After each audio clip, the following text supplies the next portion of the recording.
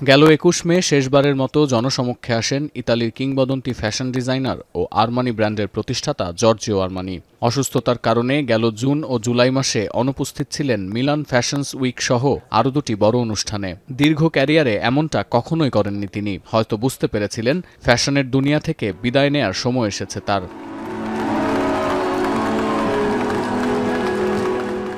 বৃহস্পতিবার পরিবারের উপস্থিতিতে শেষ নিঃশ্বাস ত্যাগ করেছেন জর্জিও। আরমানি গ্রুপ এক বিবৃতিতে তার মৃত্যুর খবর জানায়। সেখানে বলা হয়, প্রতিষ্ঠাতা ও সৃজনশীল শক্তি হিসেবে শেষ দিন পর্যন্ত প্রতিষ্ঠানের বিভিন্ন কাজে নিবেদিত ছিলেন তিনি। আরমানির ইচ্ছা অনুসারে তার অন্ত্যেষ্টিক্রিয়া হবে ব্যক্তিগত পরিসরে। তবে মিলানে তিয়াত্রো আরমানিতে আগামী শনি ও রোববার দুদিন জনসাধারণের জন্য শেষ শ্রদ্ধা জানানোর সুযোগ থাকবে।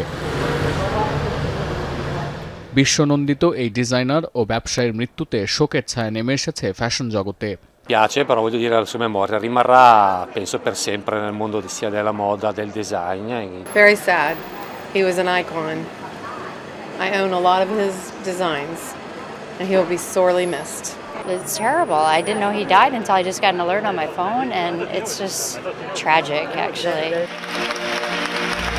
রে জর্জিও কিংবা কিং জর্জিও নামেও পরিচিত এই ডিজাইনার ব্যবসার প্রতিটি দিক তত্ত্বাবধান করতেন নিষ্ঠার সঙ্গে। বিজ্ঞাপন থেকে শুরু করে মডেলদের চুল ঠিক করা সবখানেই ছিল তার মনোযোগ। ইতালির শৈলী ও রুচির প্রতীক জর্জিও আধুনিক ফ্যাশনের মিশেলে ডিজাইন করেছিলেন নারী ও পুরুষের স্যুট, যা তাকে পৌঁছে দেয় খ্যাতির শীর্ষে।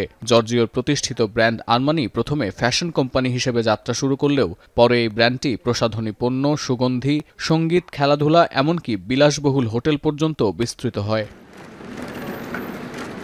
১৯৩৪ সালের ১১ জুলাই ইতালির পিয়াচেনোচ্ছায় জন্ম নেয়া আরমানি প্রথমে চিকিৎসাবিদ্যা পড়তে শুরু করলেও পরে পা রাখেন ফ্যাশন জগতে। ১৯৭৫ সালে প্রতিষ্ঠা করেন নিজের ব্র্যান্ড, যা দ্রুত বিশ্বজুড়ে আভিজাত্যের প্রতীক হয়ে ওঠে। ফোর্বসের হিসাব অনুযায়ী আরমানির সম্পদের পরিমাণ ছিল $১২.১ বিলিয়ন। তার মৃত্যুতে শোক জানিয়ে জর্জিও আরমানিকে ইতালিয়ান ফ্যাশনের গৌরব হিসেবে উল্লেখ করেছেন দেশটির প্রধানমন্ত্রী জর্জিয়া মেলোনি। সতীর্থ কর্মকার, এখন বিশ্ব।